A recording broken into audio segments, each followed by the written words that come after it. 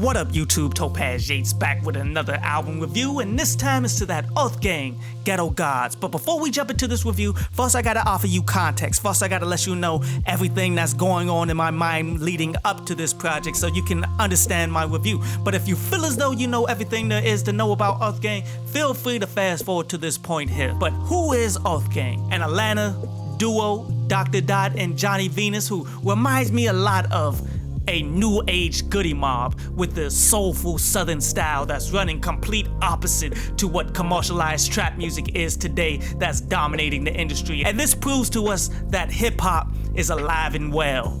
And it's as dynamic as ever, but there's only but a few people like this that's ever getting an opportunity to showcase themselves. How are they getting the opportunity to showcase themselves? They're signed to J. Cole. J. Cole knows quality music. Signed to Dreamsville Interscope. Part of a supergroup called Spillage Village with the likes of Jed, Six Black, and some other acts. And I have been projecting a breakthrough for these individuals sooner rather than later, due to the high quality and super artistic projects. Now I will say Spilligion is the best work to date and a great place to start if you're trying to get into these people, but yet that's more Spillage Village than it is Earthgang. Earthgang as a group, there's a bunch of really great songs that they have scattered amongst a bunch of their projects, like Friday off of Torba, Simba off of that Strays with Rabies, This Side off that Millland. Now, I would say Shallow Graves for Kids is the best Earthgang project, but they have not quite lived up to the greatness that I know that they can be yet,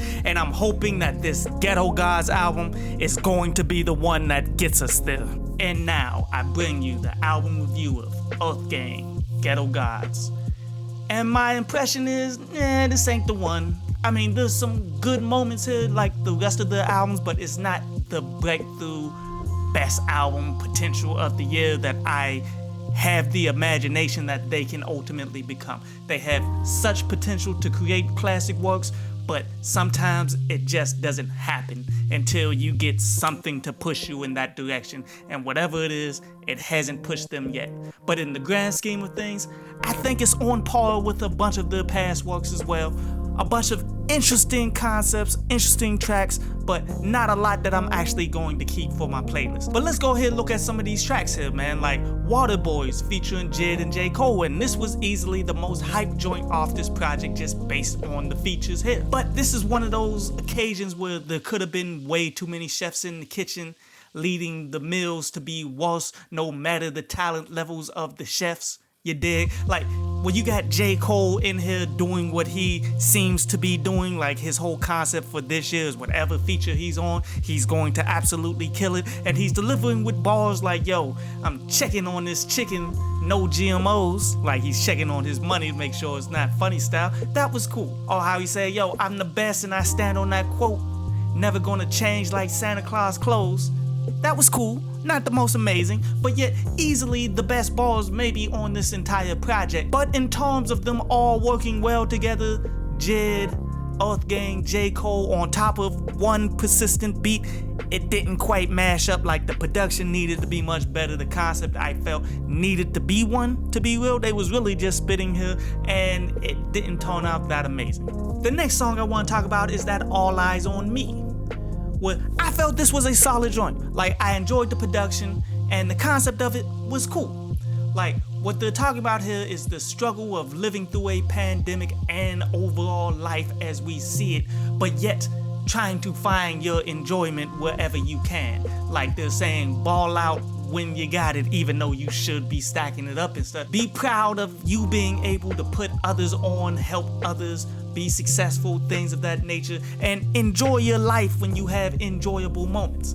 And I agree with that to a degree. Now, personally, my philosophy is to stack up so that you can ball later, because life is long if you're able to live long enough to get there. So if you prepare yourself while you're young, put in all of the work that you can so you don't have to work as you get older, then you're going to be much better off. Like, that's when you will enjoy the vast majority of your life if you put in the work while you can put it in. But I absolutely understand the fact that the vast majority of us out here are struggling.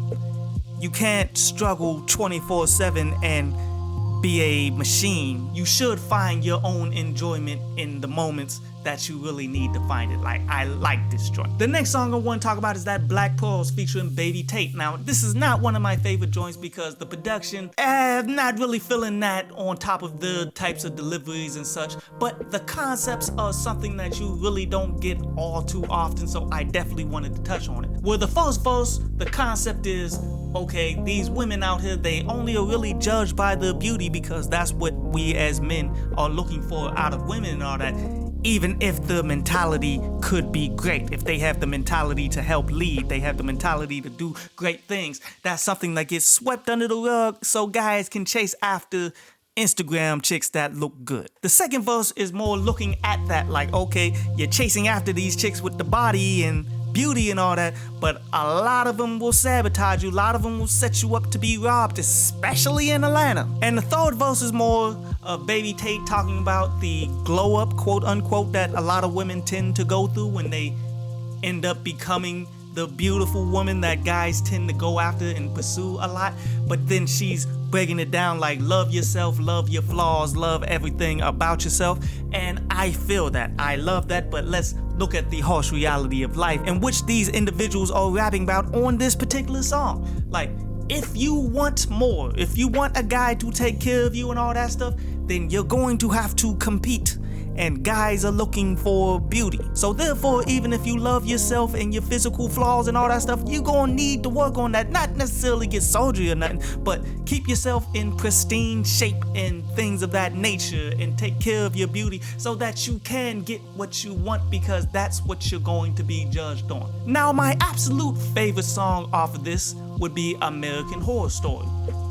Now, this one was dope where, like, you know, American Horror Story is the TV show, but the true American Horror Story is just the origin of America, where they're going through from the beginning on how went on and enslaved us to bring us over here. Well, not all of us, because there was a good amount of us that was already here. Just slavery alone is a true horror story of America. But they brought it all the way up to this point now where we are terrorized by police. As you look at Breonna Taylor to Amir Locke, may they rest in peace, and then how we're controlled by gentrification. Like, overall production was amazing, concept, everything that they're telling on the story side, man, phenomenal. Best song off this project, easily. And the next one I want to talk about is that Checking on Your Strong Friends. Well, this one was cool, but again, not one of my favorites, but it was real talk that they're giving here on the story. Those people that are too strong out here to give up, those friends that you can always lean on to help you climb up as well, they fall too. You feel me? They never gonna show it because they have to be strong for others so other people can feel the strength so that they can continue to succeed and they can continue to learn. But ultimately, that individual will suffer from time to time, but you will never see it. They will never tell you because they need to be strong for you. So sometimes you just hit them up. Yo, you good. That is ultimately just being a good friend to the person that honestly you will need the most in the long run. And the last song I want to barely touch on because I'm running out of time would be Power with CeeLo and Nick Cannon, with, you know, diverse artists like CeeLo with Earthgang, as I said, reminiscent of Goody Mob. I'm like, yo, this could be fire right here. Nick Cannon, but he did like he didn't do no bars or nothing. He just added his own little content. And the message was cool, but yet, just like the others, it just failed to impress, to be 100 with you.